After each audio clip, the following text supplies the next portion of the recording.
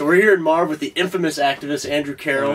Right. You want to share why I'm deeming you infamous with our audience? In case sure, why not? I mean, I guess the title, in your opinion, would be worthy because on January 10th I held a little pot in my hand, and as a demonstration of the absurdity of arresting someone for marijuana possession, victimless crime, and sure enough the cops came and they arrested me, and I've got a charge with a Class B misdemeanor. My court date is May 1st. And this was done in full transparency. You put the word out and let everybody know. Sent press releases to the media, to the Keene Police Department, let them know when it was going to happen, what time exactly. They had, no reason to not come, and I just held it in my hand at Railroad Square, and they came and put me in handcuffs, took the pot. So if people want to watch this video, what's the best way to find it? Just go to YouTube, type my name, Andrew Carrol, and it'll appear right on the top. What made you come to Keene? Summer after I graduated high school, that summer I was researching Ron Paul, and I stumbled upon the Free State Project, and the forums for it, and I did a little research on that and thought it was a pretty cool idea. And I was kind of at a point where I didn't know what to do with my life necessarily. Everyone was saying you got to go to college. You got to go to college because that's what you're in America. That's if you want to make money, if you want to be successful, you got to go to college. And I was like, that's not that's not what I want to do necessarily. So I just I came out here and I did go to a semester of college, but it wasn't my thing.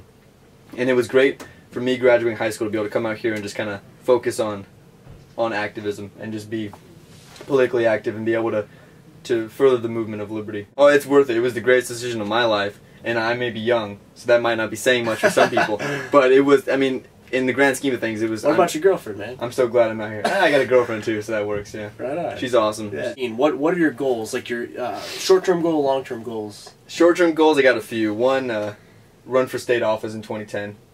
As a Democrat here in Keene, and and kind of work within the system to promote things. I'm working out of the system with my marijuana protests. I like to work in the system. Just kind of get both fronts covered. And the cool thing about that is that people, not only is there competition, so we're all active in different ways, right, but people who are out there and they're the ones that we're selling these ideas to, they react to ideas in different ways, right, and they prefer different things. So there might be people out there who prefer seeing a guy get arrested for pot possession.